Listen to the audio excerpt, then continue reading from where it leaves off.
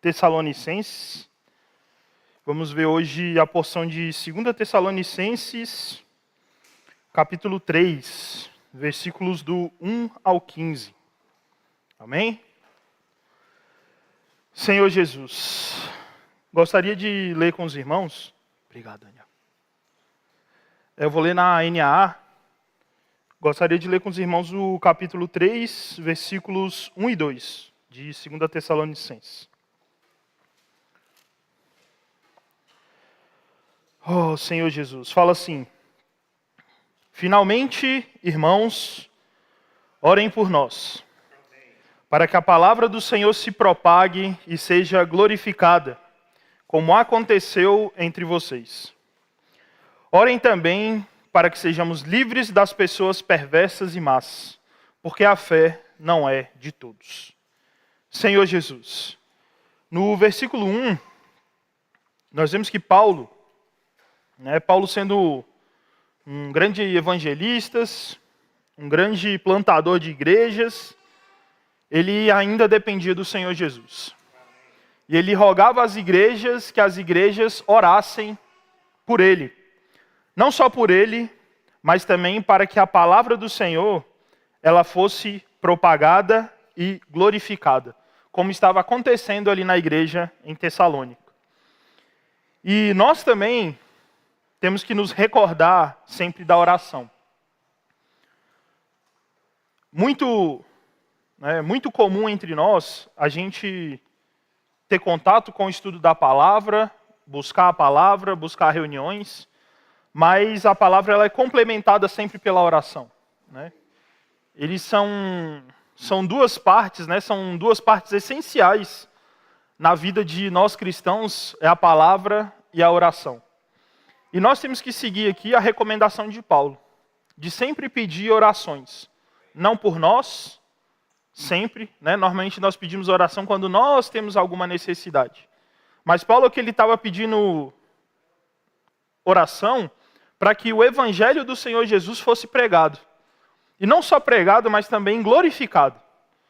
E aí eu me recordo das minhas orações. Eu falo, Senhor, quantas vezes a pregação do evangelho foi o motivo das minhas orações? Quantas vezes eu me coloquei em oração diante do Senhor com essa preocupação? Poxa, Senhor, o seu evangelho está sendo pregado, vou tirar um momento aqui e vou orar. Senhor, isso me incomodou. Isso, como cristão, deve fazer parte do meu ser. Como alguém que tem essa preocupação de que esse evangelho seja levado a todo lugar, a todas as pessoas. Isso deve muitas vezes me tirar o sono. Senhor, o seu evangelho, onde é que esse evangelho ainda não chegou? Senhor, o que eu posso fazer para que esse evangelho chegue a mais pessoas? Oh, Senhor Jesus. E propagar, aqui Paulo fala, que o significado da palavra significa correr como um atleta num estádio. Ou seja, não é algo devagar, e não é algo corriqueiro. É algo que você faz bem feito. Um atleta que corre num estádio, ele treina durante muito tempo. Ele se esforça, ele cuida da sua dieta, ele cuida da sua saúde, ele cuida dos seus pensamentos, ele cuida de muita coisa para, naquele momento, fazer aquela corrida. Para o quê? Para ali dar o seu melhor. Então, propagar esse evangelho deve ser dado também o nosso melhor. Eu devo dar o meu melhor para que esse evangelho seja levado a todas as pessoas. E essa preocupação de Paulo tem que ser uma preocupação minha. Aí eu falei, Senhor, ainda não tenho essa preocupação tão ardente no meu coração como havia no coração de Paulo. Eu ainda não tenho no meu interior esse fogo que queima pelo evangelho como queimava com Paulo. A ponto de eu chegar para os irmãos e colocar, irmãos, orem pela pregação do evangelho. Orem para que a palavra do Senhor seja levada a todos os cantos da terra. Oh, Senhor Jesus. E também, o desejo de Paulo é que esse evangelho se propagasse rapidamente. Que esse evangelho rapidamente alcançasse muitas regiões da terra. Se nós olhamos aqui para a palavra, nós vemos que esse evangelho, de fato, durante muitas ocasiões, ele se propagou de uma maneira muito rápida. Muitas vezes nós levamos tempo levando esse evangelho. Mas o nosso coração deve arder o sentimento de que esse evangelho seja levado de forma abundante e rápida para todas as pessoas. Ó Senhor Jesus. E mais uma coisa, não apenas o evangelho deve ser propagado, mas também glorificado. Ó Senhor Jesus. Senhor, o meu desejo deve ser de que a palavra se propague e seja glorificada. E o que é glorificar, né? Quando eu prego esse evangelho, ou seja, eu creio no Senhor Jesus, eu recebi esse evangelho de alguma forma, né? Seja que alguém pregou por mim, eu li alguma coisa, não importa como o Senhor falou comigo naquele momento em que eu criei, eu recebi esse evangelho, né? Eu recebi com fé e humildade, e quando eu transmito esse evangelho, eu devo transmitir ele com fidelidade e poder. Ou seja, quando eu prego o evangelho, ou quando eu recebo o evangelho, as duas partes, tanto quem está pregando, quanto quem está falando, quanto quem está recebendo, as duas partes são ajudadas. Ou seja, eu estou recebendo, quando eu estou pregando, eu estou recebendo bênção, eu estou pregando esse evangelho com fidelidade e poder, e a pessoa que está recebendo tem que receber esse evangelho com fé e humildade. Ou seja, ambas as partes ganham nessa pregação. Quando a palavra do Senhor é dita, quando esse evangelho é pregado, o pregador e a pessoa que recebe, ambos devem ser beneficiados com essa pregação. Senhor Jesus. E a palavra, né, ela é glorificada tanto na vida do mensageiro quanto na vida do ouvinte. Ó Senhor Jesus, aqui em Atos, queria ler para os irmãos Atos 13, versículos 48 e 49. Fala assim: os gentios, ouvindo isso, se alegravam e glorificavam a palavra do Senhor. E creram todos os que haviam sido destinados para a vida eterna. E a palavra do Senhor se espalhou por toda aquela região. Aqui nós vemos um exemplo muito claro de pessoas que receberam o evangelho, mas também pregaram esse evangelho. Ou seja, o evangelho aqui estava sendo glorificado. A palavra de Deus estava sendo glorificada. Senhor Jesus. Então, tanto nós que muitas vezes pregamos, quanto muitas vezes também nós recebemos esse evangelho maravilhoso, nós temos benefícios. Então, pregue o evangelho. Né? Fale do Senhor Jesus. Ó Senhor Jesus. E voltando aqui para Tessalonicenses, vou ler os versículos de 3 a 5. Não, vou ler o versículo 2. Fala assim: orem também para que sejamos livres das pessoas perversas e más, porque a fé não é de todos. Então, Paulo orou primeiramente, né, para que esse evangelho se propagasse e para que houvesse sucesso na evangelização. Mas ele também pediu oração para que houvesse proteção. Senhor Jesus. Por quê? Porque Paulo ele tem discernimento que ele está numa guerra. E essa guerra ela não é lutada com armas carnais. Ela é lutada com armas espirituais. Então Paulo entende que a oração é uma arma espiritual. Então ele fala: irmãos, eu preciso que vocês orem. Eu preciso que vocês estejam dispostos a guerrear comigo por meio da oração. Ou seja, por meio da oração dos irmãos, quando eu for pregar o evangelho, quando eu estiver levantando igrejas, eu vou ser guardado por meio da oração dos santos. Ó Senhor Jesus. Irmãos, isso é maravilhoso. Muitas vezes a gente pode não estar ativamente falando do Senhor Jesus, pregando o evangelho como um missionário. Vou colocar assim, como um missionário em outro país. Mas se nós estamos em oração, nós estamos guardando as pessoas que estão na frente de batalha. Aquelas pessoas que estão falando do Senhor Jesus estão sofrendo muitas vezes consequências, né, ameaças de morte, às vezes sendo presas. Se nós em oração estivermos sustentando essas pessoas vão vencer essa batalha espiritual. Ainda que haja sofrimento na carne, mas a palavra do Senhor ela não vai voltar vazia. Senhor Jesus. E Aqui no versículo 2, fala que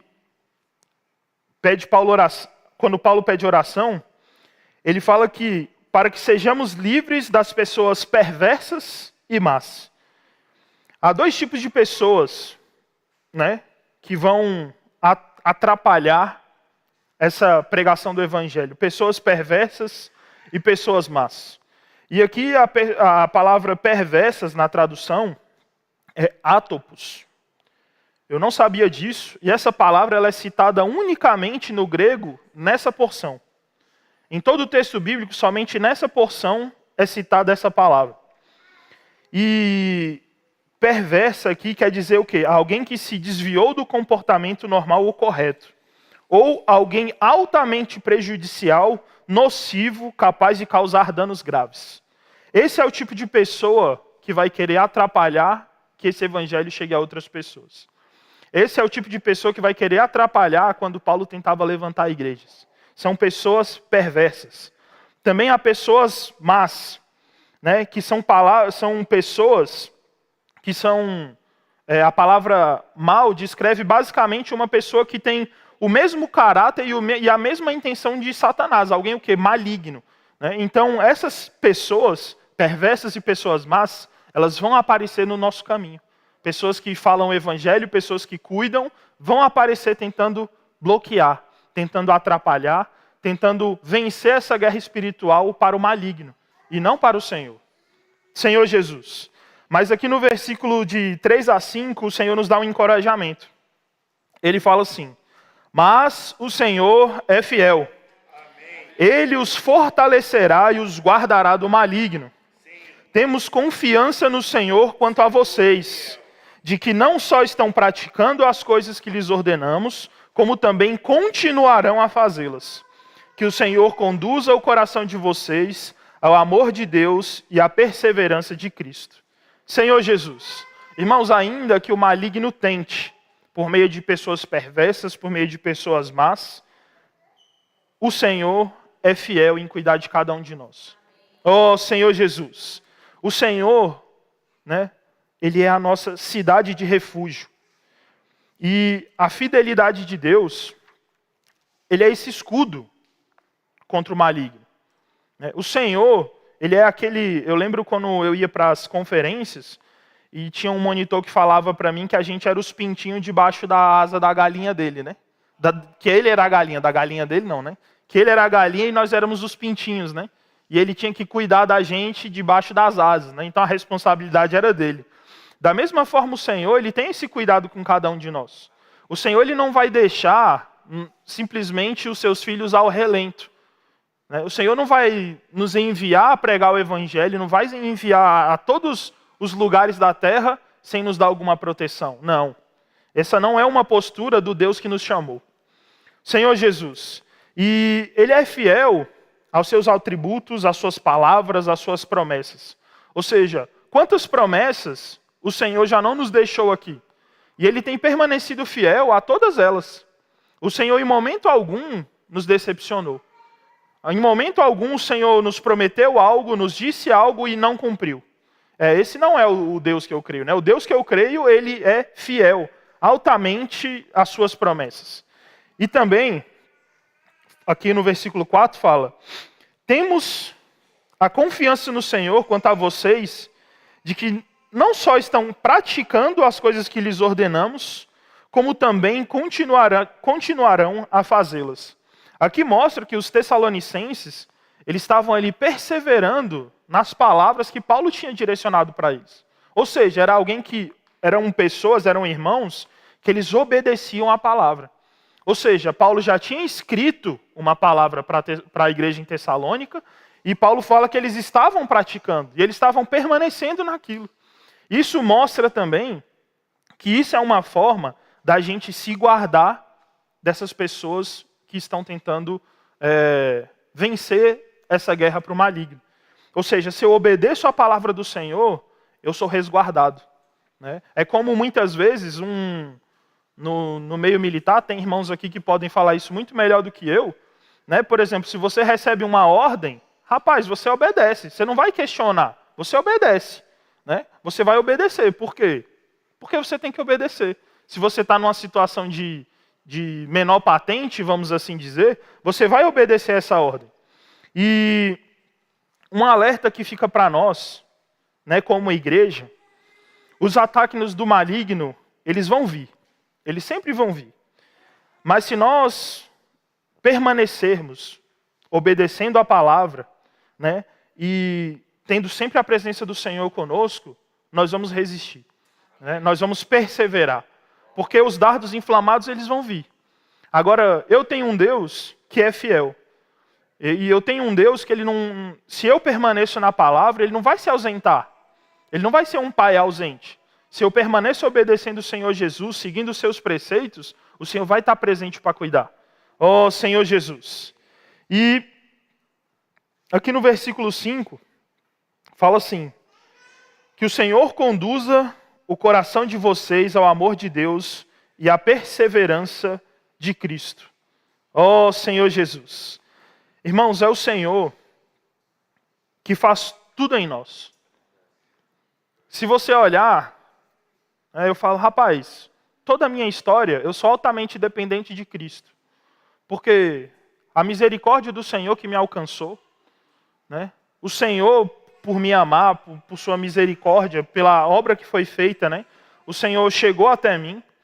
É por meio do Senhor que eu vou conseguir ser trabalhado, ser aperfeiçoado, desfrutar da palavra, ser obediente, cuidar dos irmãos. É tudo única e exclusivamente por meio de Cristo. E também é por meio de Cristo que eu vou vencer todas as minhas batalhas, que eu vou conseguir, de fato, pôr fim, né, aos planos do maligno. Então, o Senhor, irmãos, é Ele quem nos conduz à vitória. É tudo por meio dEle, para Ele, para Ele. Deus é tudo em nós. O Senhor que vai efetuar em nós tanto o querer, quanto o efetuar. Né? Muitas vezes eu não quero. Né? Como eu falei aqui de pregação do Evangelho, muitas vezes eu não quero pregar o Evangelho. Eu não tenho esse sentimento. Então o que eu faço, Senhor? Gera em mim esse sentimento. Né? E o Senhor, se eu peço, o Senhor vai gerar em mim esse sentimento. De falar da sua palavra, de falar do seu amor, da sua misericórdia, das suas virtudes. E não só o desejo, mas também o efetuar. Senhor, tudo bem, agora eu estou com desejo de pregar o Evangelho. Como é que eu faço isso? Senhor, me mostra o caminho. Senhor, eu não quero conduzir os irmãos por um caminho errado. Senhor, eu quero conduzir os irmãos da maneira correta, debaixo dos teus preceitos. Então, Senhor, me dá a luz, me mostra o caminho por onde eu tenho que ir. Senhor Jesus.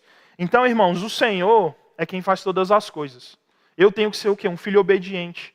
Um filho que crê que o Senhor tem o melhor para mim. Né? Senhor Jesus. Indo aqui para a segunda porção do capítulo 3, fala assim, eu vou ler do 6 ao 15. Fala assim: irmãos, em nome do nosso Senhor Jesus Cristo, ordenamos a vocês de que se afastem de todo irmão que vive de forma desordenada, e não segundo a tradição que vocês receberam de nós. Porque vocês mesmos sabem como devem nos imitar, visto que nunca vivemos de forma desordenada como estivemos entre vocês. Nem jamais comemos pão à custa dos outros. Pelo contrário, trabalhamos com esforço e fadiga, de noite e de dia, a fim de não sermos pesados a nenhum de vocês. Não que não tivéssemos o direito de receber algo, mas porque tínhamos em vistas apresentar a nós mesmos como exemplos, para que vocês nos imitassem. Porque quando ainda estávamos com vocês, ordenamos isto: se alguém não quer trabalhar, também não coma. Pois de fato ouvimos que há entre vocês algumas pessoas que vivem de forma desordenada. Não trabalham, mas se intrometem na vida dos outros. A essas pessoas determinamos e exortamos no Senhor Jesus Cristo que, trabalhando tranquilamente, comam o seu próprio pão. Quanto a vocês, irmãos, não se cansem de fazer o bem. Caso alguém não obedeça a nossa palavra dada por essa carta, vejam de quem se tratam e não se associem com ele, para que fique envergonhado. Contudo, não o tratem como inimigo, mas admoestem-no como irmão. Aqui é uma segunda recomendação de Paulo, que Paulo já tinha passado essa orientação na primeira carta. E Paulo viu que algumas pessoas ainda permaneciam agindo dessa forma. E aqui, né, nós vemos que essa orientação não foi totalmente cumprida, e aqui vem um alerta para nós. Quando nós falamos as palavras do Senhor, há muito temor e tremor do que como nós orientamos os irmãos, como nós direcionamos os irmãos, como nós exortamos os irmãos. Porque se eu não o faço da maneira correta, ou se os irmãos não o fazem da maneira correta, pode acontecer o que estava acontecendo em Tessalônica. Aqui dá uma explicação rápida. Muitos aqui ouviam falar da volta do Senhor Jesus, e falavam, o Senhor está voltando, então vou largar meu emprego, não vou mais trabalhar, e os irmãos vão cuidar de mim. Os irmãos vão me sustentar agora. Rapaz, muito fácil, né? Falar, não vou mais trabalhar e vou viver à custa dos meus vizinhos, dos meus amigos, as pessoas vão me ajudar agora. E o Senhor deixa, a orientação do Senhor por meio de Paulo aqui é bem clara, que nós precisamos trabalhar, né? O Senhor Jesus trabalha, Deus Pai trabalha, Adão e Eva lá no jardim também não estavam desocupados, eles estavam fazendo algo. Ou seja, todos nós estamos trabalhando de alguma forma. Seja para o nosso sustento, seja em prol do Evangelho, do Senhor Jesus. Mas há pessoas que vivem de forma desordenada. E são pessoas que não só vivem de forma desordenada, mas também são entregues à preguiça e são pessoas fofoqueiras, né? Se você vê uma pessoa fofoqueira, saiba que ela está desempregada. Ou seja, tem pouco serviço para ela, né? É muito fácil você resolver esse problema, dar emprego para ela, né? Dar trabalho para ela. Fala, irmão, se alguém vier falar com você, ficou sabendo, fala, irmão, você está desocupado, né? Fala, vem aqui que eu tenho um trabalho para você. Se tem uma coisa que nós aqui precisamos muito é de trabalhadores. Nós temos muita demanda. Nós temos que cuidar de crianças, nós temos que cuidar de casais, nós temos que cuidar de pais, nós temos que cuidar de administrar as riquezas dos irmãos, que os irmãos confiam ao Senhor. Nós temos que cuidar da estrutura do local, nós temos que cuidar das lideranças, nós temos que cuidar dos adolescentes, nós temos que cuidar dos irmãos idosos, nós temos que cuidar de muita coisa. Então, o emprego não falta na igreja. Não é um lugar que você pode chegar e falar, procurei e não encontrei. Não. Você não procurou emprego. Se você está fofocando, pode me procurar. Tá bom? Eu vou arranjar um emprego para você rapidinho. Tá bom? Então, aqui são sintomas de pessoas que estavam vivendo dessa forma. E Paulo, aqui, ele nos dá um caminho de como lidar com essas pessoas. Primeira coisa é você se afastar. Porque a fofoca contamina. E é muito bom a gente ouvir, a gente gosta de ouvir uma fofoca. Às vezes a gente gosta de saber dessas coisas.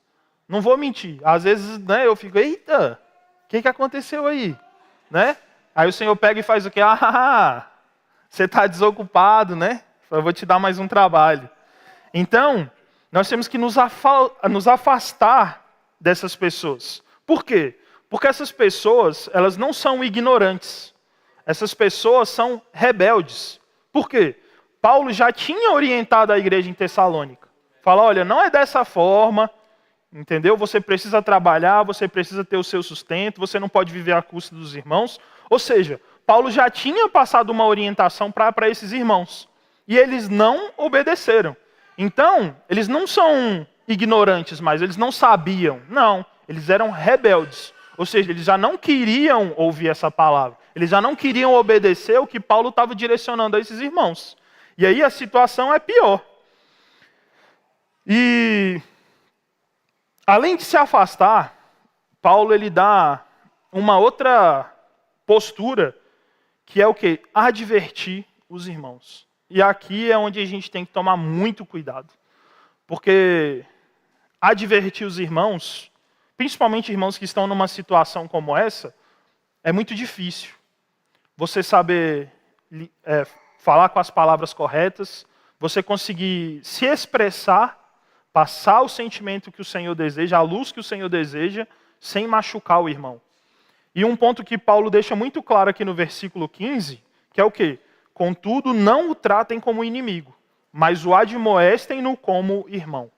Ou seja, muitas vezes a gente vê um problema dentro da igreja e a gente fala, não, isso aí nunca creu, isso aí é um iníquo, isso aí é problema, entendeu? Esse irmão aí é Satanás, entendeu? Arreda de mim, Satanás. E a gente quer condenar e tratar o irmão como um ímpio, como alguém que nunca creu, como alguém que é das trevas. Fala, não é dessa forma que a gente lida com os irmãos.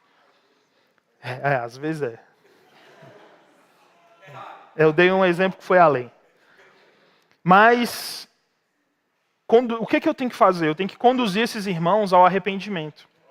Eu tenho que levar luz a esses irmãos. Então, o que eu vou fazer? Eu vou falar, irmão, primeiro, Senhor, me dá sabedoria. Como que eu lido com essa situação? Como que eu vou falar com esses irmãos? Procurar irmãos mais experientes nesse tipo de abordagem dentro do local de reuniões, dentro da igreja. Então, eu tenho que amar esses irmãos. Porque eles são irmãos. Eles não são pessoas estranhas a mim. São pessoas que, como eu, muitas vezes vão tropeçar, vão cometer erros, mas eu tenho que advertir esses irmãos. Eu tenho que conduzir eles ao arrependimento. E, para finalizar, eu tenho que prevenir esse tipo de comportamento dentro da igreja. E isso é o mais importante. Se eu previno que esse tipo de comportamento ocorra, eu não vou precisar depois lidar com esse tipo de situação. E como eu vou prevenir? Primeiramente, passando a doutrina adequada. Se tem uma preocupação, irmãos, que eu posso testificar para todos os irmãos aqui, é que a gente se preocupa muito com o que é falado aqui na frente e o que é orientado para os irmãos.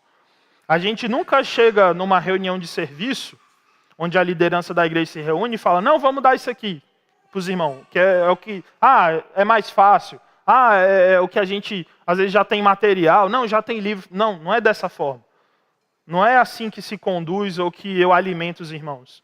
Um alimento tem que ser preparado, tem que ser bem feito. É muito bom você comer uma comida temperada, uma comida... Eu sou muito experiente nessa área. Eu sei dizer como uma comida está muito boa. E eu gosto de comer comida muito boa. Então, preparar... Então, preparar uma comida de qualidade, uma comida que vai de fato nutrir os irmãos, é maravilhoso. Por quê? Porque se eu gosto desse tipo de alimento, é o que eu vou querer servir para os irmãos. Eu não vou chegar para os irmãos, se eu gosto de comer uma boa comida, e servir para os irmãos qualquer coisa em casa. Não vou. Não é esse tipo de postura que o Senhor deixa para nós, esse tipo de exemplo. Nós vemos sempre alguém que trabalha. Você vê que Paulo trabalhava a palavra, falava a palavra, orava. Ou seja, quando ele ia falar algo para os irmãos, aquela palavra tinha sabor. Aquela palavra tinha os nutrientes necessários para a igreja. Outra coisa também, além de falar a doutrina adequada, é seguir os bons exemplos. Sempre nós temos bons exemplos. E aqui Paulo, ele cita a si mesmo. Paulo é diferenciado. Porque ele falava, me imita. Eu fiz assim. E Paulo estava correto. Ele falando, eu, mesmo podendo depender dos irmãos, tendo, ele fala, não que não tivéssemos o direito de receber algo, mas porque tínhamos em vista apresentar a nós mesmos como exemplo, para que vocês nos imitassem. Ou seja, Paulo ele falava, não, eu tenho que fazer para os irmãos verem como é que faz. Entendeu? Ou seja, eu vou trabalhar, vou exercer a minha profissão ali, para quê? Para que os irmãos vejam aquilo como exemplo. Ainda que seja eu que pregue o evangelho, vá levantar igrejas, escreva carta de orientação para as igrejas, tudo isso, eu tenho que dar o exemplo para os irmãos de como é que se trabalha, de como é que se faz essas coisas. Como é que eu vou advertir os irmãos sobre trabalhar se eu não trabalho? Como é que eu vou falar, irmão, que o irmão precisa trabalhar melhor, o irmão precisa se capacitar, e eu em casa, no sofá, o dia todinho. O irmão vai olhar para mim e falar, irmão, que peso tem a sua palavra se eu olho para a sua pessoa e não vejo um reflexo disso? Senhor Jesus. Então Paulo, ele deu um bom exemplo. E trabalho, irmãos, é bênção, não é maldição. Trabalho é bênção. Se você vê, né, se você trabalha, eu olho assim, muitas vezes cuidar de pessoas, não é um trabalho que é só difícil na igreja. Você olha, por exemplo, para grandes empresas, lidar com pessoas é o grande problema. Se você sabe lidar bem com as pessoas, rapaz, você tem emprego garantido em muitos lugares. Por quê? Porque as pessoas hoje não sabem lidar com pessoas. Ou seja, eu não sei cuidar de pessoas, não sei administrar, não sei gerir pessoas. Senhor Jesus. Então, trabalhar, ou seja, cuidar dos irmãos, vou colocar dessa forma, você servir os irmãos na igreja, cuidar de um serviço, orar pelos irmãos, recepcionar os irmãos, recepcionar as crianças. Se você está trabalhando, isso é uma bênção. Eu sei que muitas vezes para nós pode ser cansativo, pode ser exaustivo. Muitas vezes a gente se cansa de cuidar dos irmãos, de fazer algum trabalho na igreja, você cansa. Você fala, rapaz, passei o dia todinho aqui, aí faz negócio, faz não sei o que, aí monta o negócio para os irmãos vão embora, depois tem que limpar tudo, tem que desmontar tudo, aí depois tem que ligar para o irmão para ver se o irmão está bem, aí tem que visitar o irmão, Irmão, é cansativo, mas isso não é ruim, isso é uma bênção para nós. Olha só que possibilidade que o Senhor deu de eu cuidar dos irmãos. O Senhor entregou para mim a responsabilidade de cuidar dos seus filhos. Isso é maravilhoso. Eu hoje, por exemplo, eu tenho uma filha. Eu não vou entregar para qualquer um cuidar dela. Entendeu? Hoje eu tenho maior cuidado. Ainda mais do jeito que a gente olha o mundo lá fora, eu não vou pegar minha filha e colocar em qualquer escola. Entendeu? Eu não vou pegar minha filha e colocar em qualquer ambiente. Não vou. Da mesma forma o Senhor confiou os seus filhos a cada um de nós. Ou seja, eu tenho a responsabilidade de cuidar. Se esses meninos vão vir com fralda cheia ou com fralda vazia, aí, meu amigo, você vai ter que lidar. Eu não sabia trocar fralda até um ano atrás. Hoje eu sou expert. Hoje eu já sei, já manjo. Entendeu? Eu fiz um intensivo, que está completando aí 10 meses. Entendeu? E estou aprendendo. Então, irmãos, trabalhar pelo Senhor é algo maravilhoso. Não deixe que o mundo, como se diz, mude a sua visão sobre isso. Não deixe que o mundo fale para você, não, você vai trabalhar, você vai dar a sua vida pelo Senhor, e no final não deu em nada. Isso aí, não, claro que deu. Você pode não ver os frutos. Mas eu garanto para os irmãos, e a palavra me garante isso, que trabalhar para as coisas do Senhor não é em vão. Senhor Jesus. Então, Jesus é o nosso Senhor. E se alguém se sentiu desempregado, estou à disposição. Amém? Pode procurar o RH ao final da reunião. Amém? Jesus é o Senhor, irmãos.